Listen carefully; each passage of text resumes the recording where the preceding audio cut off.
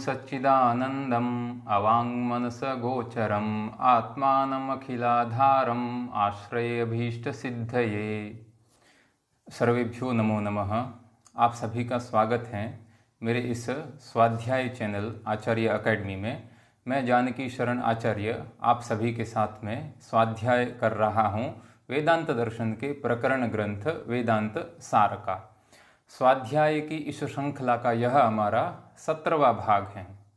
16वें भाग में हमने वेदांत सार में दर्शित आत्मा के स्वरूप में विभिन्न दार्शनिकों के मतभेदों का विचार किया था। अति प्राकृत मनुष्य से लेकर शून्यवादी बौद्ध दार्शनिक पर्यंत जो विचारक हैं वह आत्मा के विषय में क्या सोचते हैं, उनका क्या मत है, किस श्रुति, किस प्रमाण और किस युक्ति और अनुभव के आधार पर वह आत्मा का निरूपण करते हैं, इसका हमने विचार किया था। आज इस स्वाध्याय की श्रृंखला के 17वें भाग में हम वेदांत दर्शन के अनुसार आत्मा का स्वरूप क्या है उसको हम जानेंगे और अध्यारोप का निरूपण करने के पश्चात जो अपवाद हैं उस अपवाद का निरूपण और परिणाम और विवर्त इनमें क्या भेद हैं इसका हम इस स्वाध्याय की 17वीं कड़ी में विचार करेंगे। तो चलिए शुरू करते हैं आज का स्वाध्याय।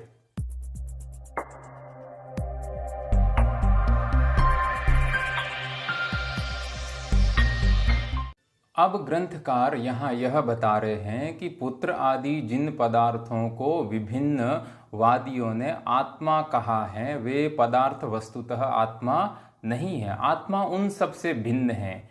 यद्यपि यह सच है कि अति प्राकृत आदि सभी वादियों ने अपने मत की पुष्टि के लिए श्रुति, युक्ति और अनुभव के आधार पर अपना मत प्रस्तुत करने की चेष्टा की है, तथापि यह स्पष्ट है कि पुत्र आदि को आत्मा सिद्ध करने के लिए वादियों ने जिन युक्ति, जिन श्रुति और जिन अनुभवों को साक्षी के रूप में प्रस्तुत किया है वे शुद्ध श्रुति, युक्ति और अनुभव नहीं है, अपितु वे श्रुति, युक्ति और अनुभव के आभास हैं। यानी पुत्र आदि को आत्मरूप सिद्ध करने में वे वस्तुतः साक्षी नहीं बन सकते हैं। वे अनुभव के रूप में, वे प्रमाण के रूप में प्रस्तुत तो करते हैं, प्रमाण के रूप में दिखते तो हैं, किंतु वे वस्तुतः प्रमाण है नहीं, प्रमाण का आभास है।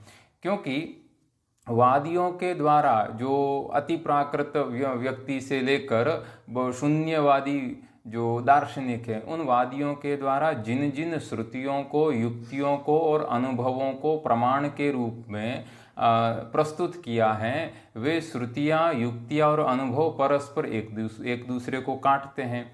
इसलिए वादियों के द्वारा उपस्थापित जो श्रुति और युक्ति और अनुभव परस्पर विरोधी होने के कारण उनके द्वारा जिस आत्मा के स्वरूप का वर्णन किया गया है वह वस्तुतः समीचीन नहीं है।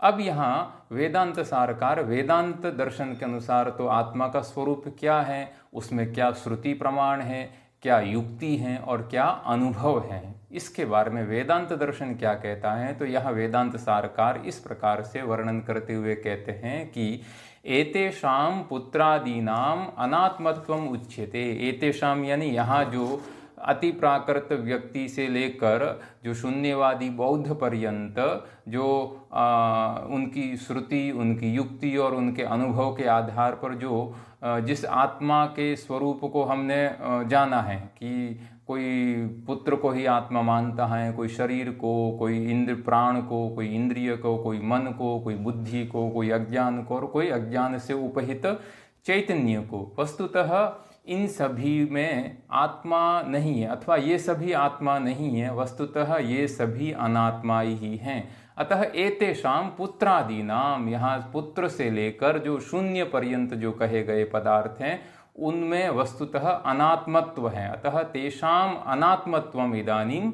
उच्यते। तो प्रश्न हुआ था कि भाई जो पूर्ववादियों ने अपना जो मत प्रस्तुत किया था उसमें तो उन्होंने श्रुति प्रमाण भी बताया है, युक्ति प्रमाण भी कहा है और अनुभव प्रमाण भी कहा है। तो यह वेदांत सारकार कहते हैं कि एते ही ये जो पूर्ववादी हैं, कौन कौन से? अति प्राकृतवादी भी ही, जो अति प्राकृत जिसने पुत्र को ही आत्मा माना है, वहाँ से लेकर शून्यवादी बौद्ध पर्यंत जो वादी हैं, उन वादियों के द्वारा उक्तेषु, उन्होंने जो कहा है, क्या कहा है? श्रुति युक्त्यनुभवाभाषेषु, उन्होंने श्रुति प्रमाण भी कहा है, युक्ति प्रमाण भी कहा है और अनुभव प्रमाण भी कहा है। तो वेदांत सारकार कहते हैं कि उनकी श्रुति श्रुति नहीं है, श्रुत्याभास है। उनकी युक्ति है वह समीचीन युक्ति नहीं है, युक्त्याभास है। उनका अनुभव यथार्थ अनुभव नहीं है, अपितु अनुभवाभास है। जैसे न्याय दर्शन में हेतु की तरह प्रतीत होता है किंतु हेतु नहीं होता है, वह हेत्वाभास कहलाता है। उसी तरह से यहाँ ये श्रुति यहाँ प्रमाण के रूप में प्रस्तुत तो की जा रही है, किंतु यह वस्तुतः श्रुति यहाँ प्रमाण के रूप में प्रस्तुत वस्तुतः नहीं ग्रहित की जाती है, इसलिए यह श्रुत्याभास है, युक्त्याभास है और अनुभवाभास है। तो पूर्ववादियों के द्वारा इस प्रकार जो श्रुति, युक्ति और अनुभवों का आभास जो कहा गया है, उन आभास में पूर्वोक्त जो पूर्व श्रुति हैं, पूर्व युक्ति हैं और पूर्व अनुभव हैं, उन पूर्व श्रुति, युक्ति और अनुभव के द्वारा उत्तरोत्तर श्रुति, युक्ति और अनुभव का जो आभास है, वो आभास है, उसके द्वारा आत्मत्व बाध दर्शनात्, अर्थात यह हुआ कि जैसे अति प्राकृत व्यक्ति हैं, वह आत्मा वै जायते पुत्र, इस श्रुति के आधार पर वह यदि पुत्र को आत्मा सिद्ध करने के लिए यह श्रुति प्रमाण देता है, तो जो इससे आगे वाली जो श्रुति है, वह श्रुति यानी उत्तर श्रुति के द्वारा पूर्व श्रुति का बाध हो जाता है। उसी तरह से जो स्थूल शरीर को जो आत्मा मानता है, एषः शरीरः एषः आत्मा अन्न रसमयः, ये जो श्रुति है, इस श्रुति के द्वारा जो आत्मा वा जायते पुत्रः, इस श्रुति का बाध हो गया। उसी तरह से एषः आत्मा मनोमयः, इस श्रुति के द्वारा जो पूर्व श्रुति है कि यह शरीर आत्मा है, यानी यह जो आत्मा है यह स्थूल शरीर ही है, इस श्रुति का बाध हो गया। तो इस प्रकार से जो उत्तर श्रुति है, यानी बाद में कही जाने वाली श्रुति, बाद में कही जाने वाली युक्ति और बाद में कहे जाने वाले अनुभव के आधार पर जो हमारी पूर्व श्रुति, पूर्व युक्ति और पूर्व अनुभव है, वह बाधित हो जाता है। यह लोक सिद्ध है। जैसे हम व्यवहार में भी अनुभव भी उत्तर अनुभव से पूर्व अनुभव बाधित हो जाता है। व्यवहार में अगर हम कहीं देखते हैं कि समुद्र के किनारे कोई शुक्तिका पड़ी हुई थी और उसको हमने जब सूर्य का अत्यंत प्रचंड प्रकाश उसके ऊपर आता है तो वह एकदम रजत की तरह चमकीली प्रतीत होती है, तो हम उसको समझ लेते हैं रजत, और हमें ज्ञान होता है कि इदम रजतम, यह हमारा अनुभव होता है कि यहाँ ये चांदी है, यह हमारा पूर्व अनुभव है। किंतु जब हम उस रजत को लेने के लिए वहाँ जाते हैं और उसको हम जैसे लेने के लिए वहाँ प्रवृत्त होते हैं या हाथ में उठाते हैं, तब हमें यह ज्ञान होता है कि अरे यह तो रजत नहीं है, यह तो शुक्ति है। तो इयम शुक्ति ही अस्ति न रजतम, यह जो हमारा बाद का अनुभव है, उत्तर अनुभव है, इस उत्तर अनुभव से जो पहले वाला अनुभव हुआ था कि इदम रजतम, यह चांदी है, यह रजत है, यह अनुभव बाधित हो जाता है। तो उत्तर श्रुति, उत्तर युक्ति और उत्तर अनुभव से पूर्व श्रुति, पूर्व युक्ति और पूर्व अनुभव बाधित हो जाता है। इसलिए ये जो पुत्र इत्यादि से लेकर शून्य पर्यंत जो आत्मा कहा गया है पूर्ववादियों के द्वारा, वह वस्तुतः अनात्मा ही है। अतः पुत्रादीनाम अनात्मत्वम स्पष्टमेव, इसलिए जो पुत्र इत्यादि का अनात्मत्व है वह तो स्पष्ट ही है। तो अब आत्मा क्या है? तो यहाँ ग्रंथकार कहते हैं कि किंच प्रत्यग अस्थूलो चक्षुर प्राणो मना अकर्ता चैतन्यम चिन्मात्रम सदित्यादि प्रबल श्रुति विरोधात् अस्य पुत्रादि शून्य पर्यन्तस्य जडस्य चैतन्यभास्यत्वेन घटादिवत् नित्यत्वाद अनित्यत्वाद अहम ब्रह्मेति विद्वद अनुभव प्राबल्याच्च तत्तत् श्रुतियुक्त्यनुभवाभासानां बाधितत्वादपि पुत्रादि शून्य पर्यंतम अखिलम अनात्मैव, कि पुत्र से लेकर शून्य पर्यंत जो पूर्ववादियों ने आत्मा कहा है वह वस्तुतः अनात्मा ही है। क्यों अनात्मा है? क्योंकि यहाँ ग्रंथकार ने जो पूर्व श्रुति युक्ति और अनुभव हैं वह उत्तर श्रुति युक्ति और अनुभव से बाधित हो जाता है। किस प्रकार से? तो कहा कि प्रत्यग स्थूलो, है ना, यह जो आत्मा है यह कैसा है? तो कि यह आत्मा प्रत्यग है। और यह आत्मा कैसा है? अस्थूल। जो शरीर है वह तो स्थूल है, तो स्थूल शरीर है वह वस्तुतः आत्मा तो उससे, श्रुति तो यह कहती है कि आत्मा तो जो है वह अस्थूल है। तो इस प्रकार से ये जो आत्मा है यह अस्थूल यानी स्थूल शरीर से भिन्न है। जो स्थूल शरीर को आत्मा मानते हैं उनके मत का खंडन हो गया। तो आत्मा है वह अस्थूल है। और आत्मा कैसा है? तो कहा अचक्षुः। प्रत्यग यानी यह आत्मा अस्थूल है यानी स्थूल शरीर से भिन्न है। अचक्षुः, अचक्षु का अर्थ है कि वह चक्षु आदि इंद्रियों से भी भिन्न है, यानी आत्मा इंद्रिय भी नहीं है। अप्राण, आत्मा प्राण भी नहीं है। जो प्राण को आत्मा मानते हैं उनका खंडन हो गया। तो अप्राण यानी प्राण से आत्मा है वह भिन्न है। और कैसा है? अमना, है ना, अमना यानी मन से भी भिन्न है। जो मन को आत्मा मानते थे कुछ चार्वाक, तो उनके मत का खंडन हो गया। और कैसा है आत्मा? है ना, मन से भिन्न यानी अंतःकरण से भी आत्मा भिन्न है। और कैसा है? तो कहा अकर्ता, आत्मा है वह कर्ता से भिन्न है, कर्ता नहीं है, कर्ता से भिन्न है। और कैसा है? तो कहा चैतन्य, आत्मा है वह चैतन्य यानी प्रकाशात्मक है। चिन्मात्र, आत्मा केवल चित्त स्वरूप। और कैसा है? सत्य, यानी आत्मा केवल चिन्मात्रम सत्य, और सत्य यानी वह शून्य से भिन्न है। तो जो शून्यवादी हैं वह आत्मा को जो शून्य मानते हैं, तो यहाँ कहा कि आत्मा शून्य भी नहीं है, आत्मा सत्य है। और जो सत्य होता है वह शून्य से भिन्न होता है। तो इस आशय की ये जितनी सारी प्रबल श्रुतियाँ हैं, इन प्रबल श्रुतियों के विरोध से ये जो पुत्र आदि से लेकर शून्य पर्यंत दृश्यमान जड़ के चैतन्य भाष्य होने से घट आदि के समान ये तो सभी अनित्य हैं।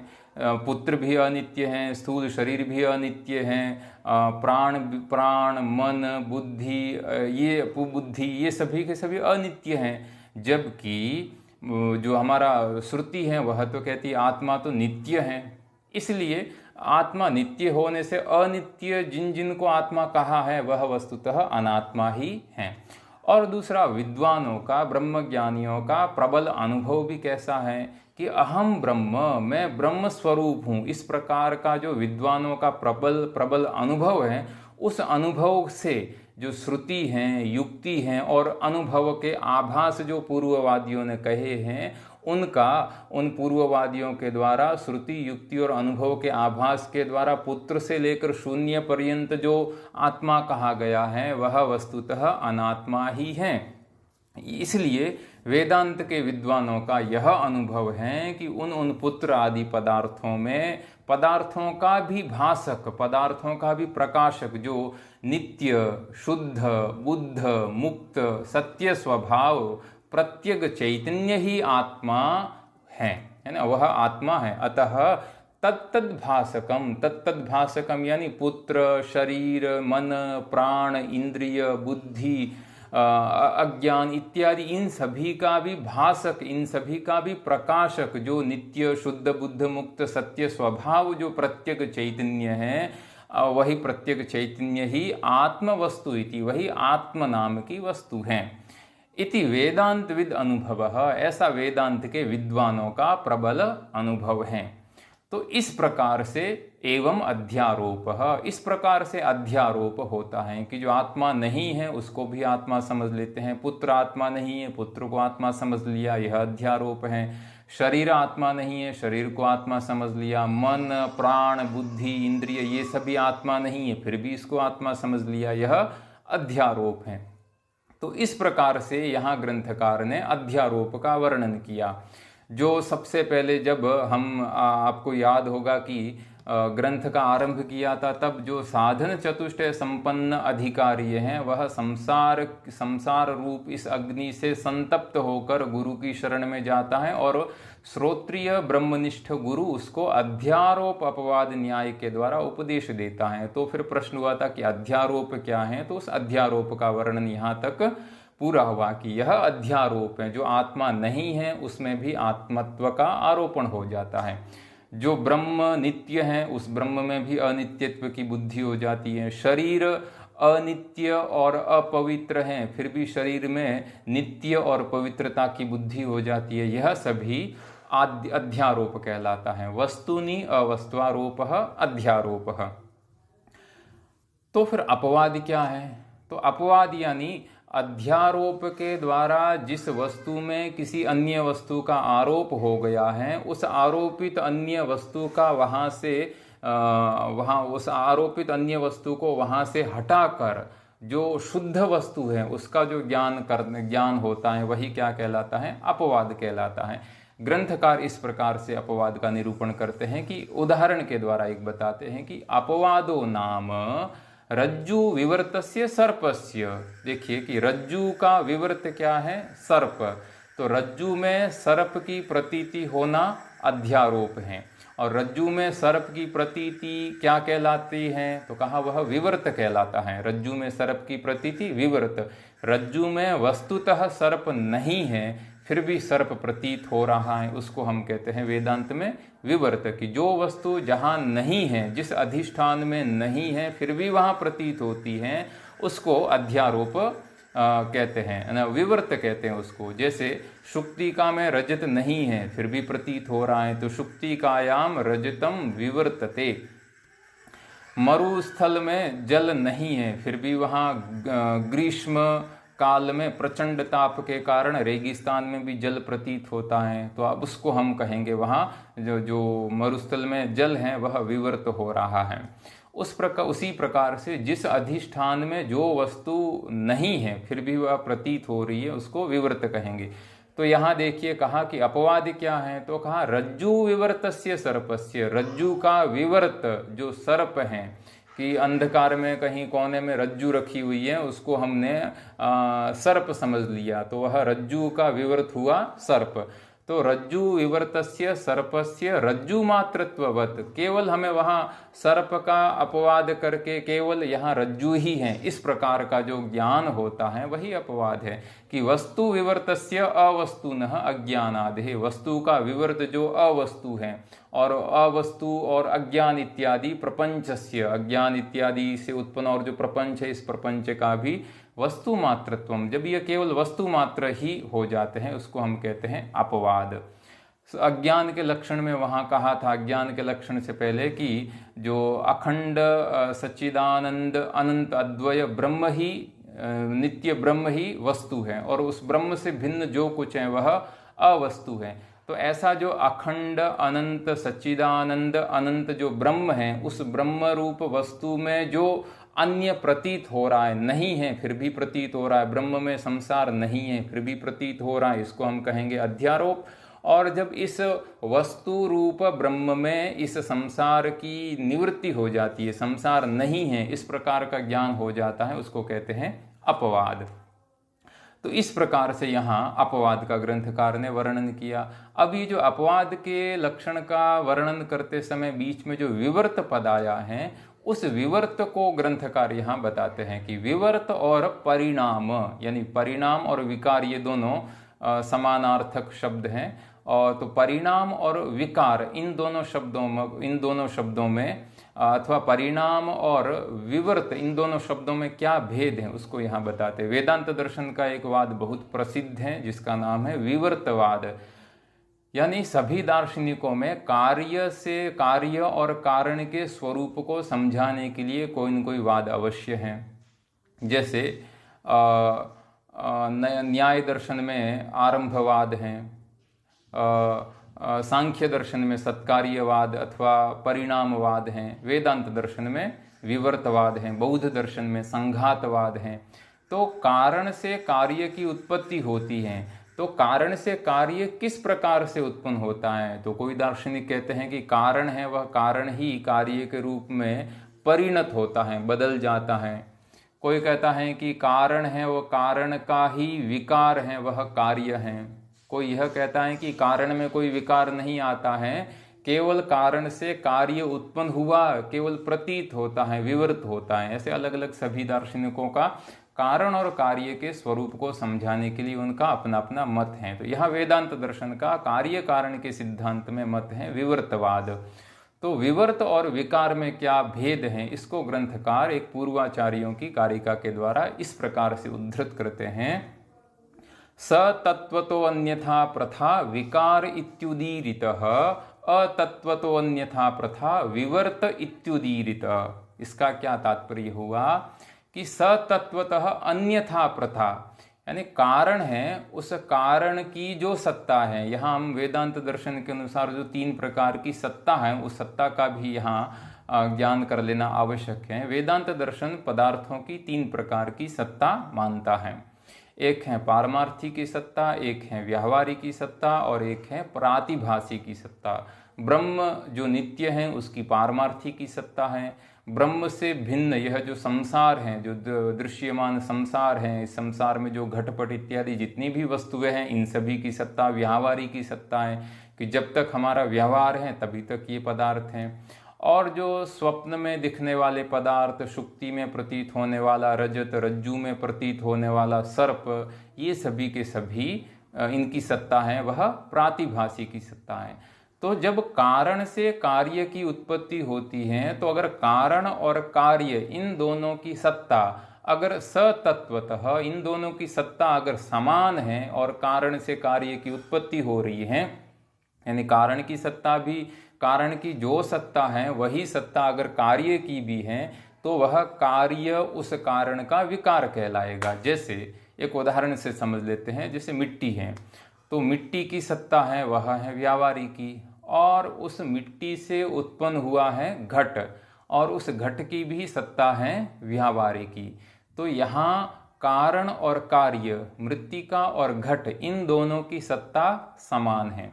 तो समान होने से इसको हम कहेंगे सतत्वतः अन्यथा प्रथा। कारण और कार्य उन दोनों की जो तात्विकी स्थिति है, उन दोनों की जो सत्ता है वह समान है। सतत्वतः अन्यथा प्रथा, यानी इन दो कारण और कार्य की सत्ता समान रहते हुए कारण से कार्य की उत्पत्ति हुई है। दोनों कारण और कार्य की सत्ता समान है, इसलिए वह जो कार्य है वह विकार इत्युदीरित, वह विकार कहलाएगा। जो घट है वो मृत्तिका का विकार है, जो हमारा कोई आभूषण है वह सुवर्ण का विकार है, और कोई लोहे का कोई औजार है वह लोहे का विकार है, लकड़ी से बना हुआ कोई फर्नीचर है वह सभी का सभी लकड़ी का विकार है। दूध से उत्पन्न जो दधी है वह क्षीर का विकार कहलाएगा। तो इस प्रकार से जहाँ कारण और कार्य की सत्ता एक समान होती है, तो वहाँ कारण से उत्पन्न होने वाले कार्य को विकार कहा जाता है। और तो विवर्त क्या है? तो विवर्त इससे भिन्न है कि अतत्वतो अन्यथा प्रथा विवर्त इत्युदीरित। जहाँ कारण से कार्य की उत्पत्ति तो हो, पर कार्य की और कारण की दोनों की सत्ता भिन्न भिन्न हो। कारण की सत्ता भिन्न है और कारण की सत्ता से जो उत्पन्न होने वाला कार्य है उसकी सत्ता कारण की सत्ता के समान नहीं होती है, अपितु उससे भिन्न होती है, भिन्न होती है। इसलिए उस कारण से उत्पन्न होने वाले कार्य को हम कहेंगे विवर्त। उदाहरण से समझ लेते हैं, जैसे यहाँ एक चित्र आप देख रहे हैं, तो यहाँ एक ऐसी हम कल्पना कर सकते हैं कि किसी प्रकोष्ठ में रज्जू रखी हुई है, और रज्जू इस तरह से गोलाकार में रखी हुई है। रज्जू का जो वर्ण है, जो कलर है, वह भी थोड़ा भूरा कलर है, जैसे सर्प का सामान्यतया होता है। तो उस रज्जू को देखकर, और मंद अंधकार है, तो मंद अंधकार में उस रज्जू को देखकर किसी व्यक्ति ने उस रज्जू को सर्प समझ लिया। तो अब यहाँ उस व्यक्ति के लिए वहाँ रज्जू नहीं है, अपितु वहाँ सर्प है। तो ये जो सर्प है, और उस सर्प से वह व्यक्ति भीत होकर, भयभीत होकर वहाँ से पलायन भी कर जाता है कि अरे सर्प, और उसको शरीर में कंपन और पसीना वगैरह भी आने लग जाता है। तो वह उस सर्प को देखकर वहाँ से भयभीत होकर भाग जाता है। तो ये जो सर्प है, इस सर्प का कारण क्या है? तो सर्प है वह कार्य, और सर्प का कारण क्या है? तो सर्प का कारण है वह रज्जु। तो उस रज्जु से इस सर्प की उत्पत्ति हुई है। तो वहाँ जो वस्तुतः प्रकोष्ठ में रज्जु रखी हुई है, और उस रज्जु की सत्ता है वह तो है व्यावहारिक की सत्ता है, रज्जु व्यावहारिक है। तो रज्जु की सत्ता व्यावहारिक है, और उस रज्जु से उत्पन्न होने वाला यह जो सर्प है, जिस सर्प को देख कर, यानी वहाँ सर्प है ऐसा समझकर वह व्यक्ति वहाँ से पलायन कर गया, उस सर्प की सत्ता है वह प्रातिभासिकी है, वहाँ वस्तुतः सर्प नहीं है, केवल उसको सर्प का भ्रम हो गया। तो ये जो सर्प है, इस सर्प की सत्ता है प्रातिभासिकी। तो यहाँ देखिए, कारण रज्जु की सत्ता है व्यावहारिकी, और कार्य सर्प की सत्ता है प्रातिभासिकी। दोनों की जो सत्ता है वह समान नहीं है, सतत्व दोनों नहीं, अपितु अतत्व हैं दोनों की सत्ता विषम है। तो जहाँ कारण और कार्य दोनों की सत्ता विषम हो, वहाँ कारण से उत्पन्न होने वाला जो कार्य है वह विवर्त कहलाता है। वेदांत की दृष्टि में यह जो जगत है, यह जगत भी ब्रह्म का विवर्त कहलाता है, क्योंकि ब्रह्म की सत्ता है वह है पारमार्थिकी, और उस ब्रह्म से उत्पन्न होने वाला यह जो जगत है, इस जगत की सत्ता है व्यावहारिकी। तो कारण की सत्ता हो गई है पारमार्थिकी, और कार्य की सत्ता है वह है व्यावहारिकी। दोनों की सत्ता है वह सतत्वतः नहीं, अपितु अतत्वतः है। इसलिए ब्रह्म के लिए यह जगत विवर्त है। हम ये कह सकते हैं कि ब्रह्म का विवर्त है यह जगत। तो इस प्रकार से जो अपवाद के लक्षण में जो विवर्त शब्द आया था, उस विवर्त शब्द के आधार पर यहाँ ग्रंथकार ने वेदांत दर्शन का जो विवर्तवाद है उसका अत्यंत संक्षेप से किंतु बड़ा सारगर्भित यहाँ विवेचन किया। तो इस प्रकार से परिणाम और विवर्त में ग्रंथकार ने भेद भी यहाँ बताया कि जैसे जहाँ कारण और कार्य की सत्ता समान होती है, वहाँ कारण से उत्पन्न होने वाला कार्य है वह उस कारण का परिणाम कहलाता है, और जहाँ कारण और कार्य की सत्ता समान नहीं होती है, वहाँ कारण से उत्पन्न होने वाला कार्य उसका विवर्त कहलाता है। जैसे आप यहाँ चित्र देख पा रहे हैं कि यहाँ क्षीर है, उससे उत्पन्न होने वाला जो दधी है वह क्षीर का परिणाम है। परिणाम को ही दूसरे शब्दों में कहते हैं विकार। तो क्षीर है वह दधी का परिणाम है, अर्थात विकार है, और रज्जु से उत्पन्न होने वाला जो सर्प है वह उस रज्जु का विवर्त है। इस प्रकार से परिणाम और विवर्त में ग्रंथकार ने भेद बताया। तो ये जो हमारा जो आज का जो स्वाध्याय था, इस स्वाध्याय में ग्रंथकार ने पूर्ववादियों के द्वारा श्रुति, युक्ति और अनुभव के आधार पर जो पुत्र से लेकर शून्य पर्यंत जो आत्मा का स्वरूप बताया है वह वस्तुतः आत्मा नहीं है, वह अनात्मा ही है। इतना बताने के बाद में जो अपवाद का लक्षण ग्रंथकार ने बताया कि अध्यारोप तो पहले बता दिया था, अब यहाँ अपवाद, और उस अपवाद के लक्षण के अंतर्गत जो विवर्त पद आया था, उस विवर्त पद के आधार पर उन्होंने विवर्त और परिणाम इन दोनों का भेद भी स्पष्ट रूप से यहाँ ग्रंथकार ने बताया। तो आज है हमारा जो स्वाध्याय है उसका हम यहीं विराम करते हैं। आप सभी इस स्वाध्याय से जुड़े हुए हैं, और इस स्वाध्याय की जिसको आवश्यकता है, जो इस विषय के जिज्ञासु हैं, उन तक आप इस स्वाध्याय को और अधिक चैनल को सब्सक्राइब करके, इसको लाइक करके और अधिक लोगों तक इसका लिंक पहुंचाकर उनको भी आप लाभान्वित कर सकते हैं। तो आज हम हमारे इस स्वाध्याय का यहीं विराम करते हैं। आप सभी का बहुत बहुत आभार, धन्यवाद।